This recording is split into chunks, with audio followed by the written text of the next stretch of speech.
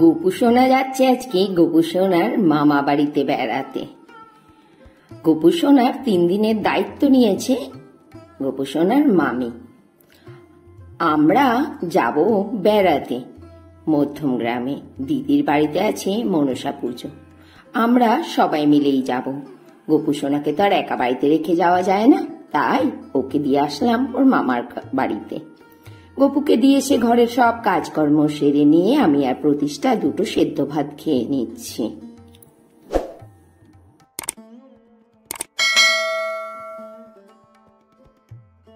একদম রেডি হয়ে নিয়েছি আমি আর প্রতিষ্ঠা। মাসিও রেডি হয়ে গেছে, ভাইয়ের মেয়েটা আসলেই বেরোবো। আর বাইরে যা প্রচন্ড গরম, এর মধ্যে আর বেশি সাজগুজু করতে একদমই ইচ্ছে করছে না, যা রোদের তাপ। আর ঘড়িতে এখন কটা বাজে জানো? 12টা 10। চলো তাহলে যাই। আর স্টেশনে দিদিরাও দাঁড়িয়ে থাকবে, সবাই এক জায়গা হই, তারপরে আবার দেখাবো। চলে এসেছি রানাঘাট স্টেশনে। আমার দিদি মানে জ্যাঠার যে মেয়েরা রয়েছে, 2 মেয়ে, আমার এই 2 দিদিও যাচ্ছে, মাসি, আমি, প্রতিষ্ঠা আর আমার ভাইয়ের মেয়ে। ট্রেনের মধ্যে করে সবাই খুব গল্প গুজব করতে করতে যাচ্ছে। অনেকদিন পরে বাড়ির সবাই মিলে ঘুরতে যাওয়ার মজাই কিন্তু আলাদা। ট্রেনটা ছিল যেহেতু ফাঁকা, আর কোথায় যাবা। বাড়ির সব গল্প নিয়ে বসে গেছিলাম। চলে এসেছি সোদপুর স্টেশনে। ওখান থেকে অটো করে যেতে হবে দিদির বাড়িতে। চলেও এসেছি দিদির বাড়িতে।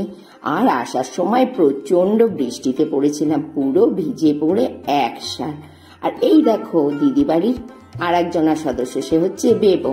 স্নান করে ফ্রেশ হয়ে নিয়েছে আর এখন প্রায় বিকেল 4:30 পৌনে 5টা বাজছে। আমরা দুপুরের খাবার খাচ্ছি। খাবারে ছিল ভাত, ডাল, সয়াবিনের তরকারি, কুমড়ো শাক, ভেন্ডি ভাজা, অনেক কিছু। খেয়ে দিয়ে নিয়ে আর একটু গল্প গুজব করে আমার আবার উঠে গেছে চায়ের নেশা। তৈরি করে নিলাম একটু চা, সবাই মিলে খেলাম। আর এই যে আমার দিদি, দেখো কত সুন্দর করে সেজেছে, দেখে মনে হচ্ছে যেন ছোট্টখাট্ট একটা লক্ষ্মী প্রতিমা। আর এখন জামাইবাবু গেছে ঠাকুর আনতে, সেই নিউ ব্যারাকপুরে। ঠাকুর বরণ করতে হবে, ওই জন্য দিদি রেডি হয়ে নিল। আর আমরা সবাই মিলে বসে কি গল্প আড্ডা, সত্যি সময়টা খুব ভালো কেটেছিল। আর দিদির বাড়ি কত সুন্দর করে লাইট দিয়ে সাজিয়েছিল, খুব সুন্দর লাগছিল দেখতে।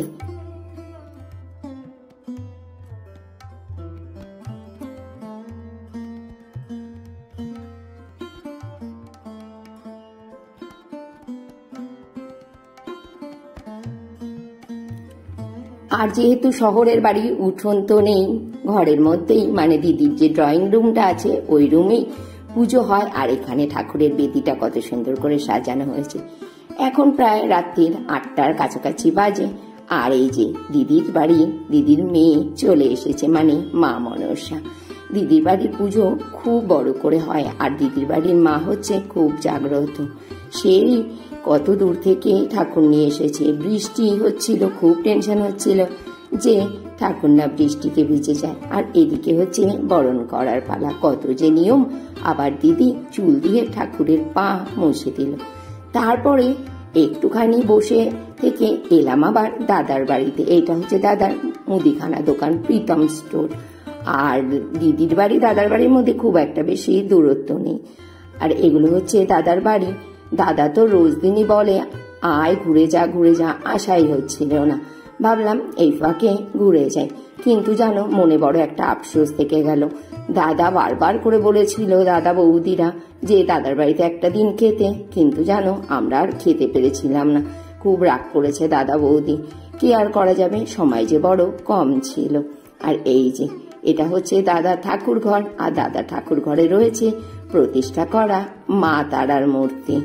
বৌদির বাড়িতেও বছরে শিবরাত্রির পরের দিন মা তারার পুজো হয়। এবছর ভাবছি যাব, কেন না গত বছর তো মেশোর মারা গেছিল, কালো সুদ ছিল, তাই পুজো হয়নি। বারবার করে এবছরের পুজোয় যাওয়ার জন্য অ্যাডভান্স নেমন্তন্ন করে দিয়েছে। আর আমরা সবাই মিলে বসে খাচ্ছি চা। আর ওই দেখো পেছনে কাকে দেখা যাচ্ছে, ন্যান্সির কথা মনে আছে? সেই যে দাদার জার্মান শেপার্ডটা, বাপরে বাপ, ও তো পারলে ছিঁড়ে খায়। দাদার কুকুরটা না খুব ভয় লাগে দেখলে।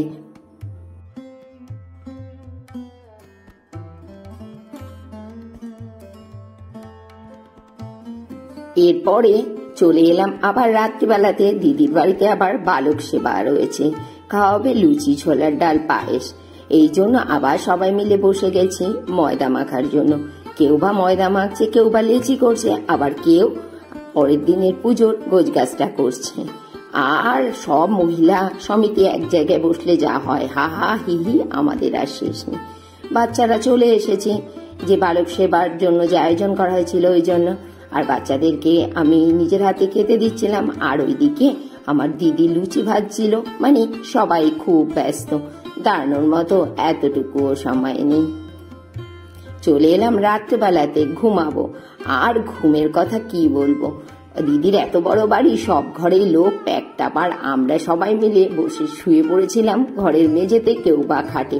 রাতে ঘুম আর কোথায়, সারা রাত গল্প করে হাহা হিহি করেই কেটে গেল। আর বেবৌকে দেখেছো, বেবৌ ঘুমাচ্ছে ওই পাশে। আর এইগুলো দেখো, এটা হচ্ছে আমার বোন, আর এই যে আমার দিদির মেয়ে, সবকটা মিলেই তোমাদেরকে হাই করে দিল।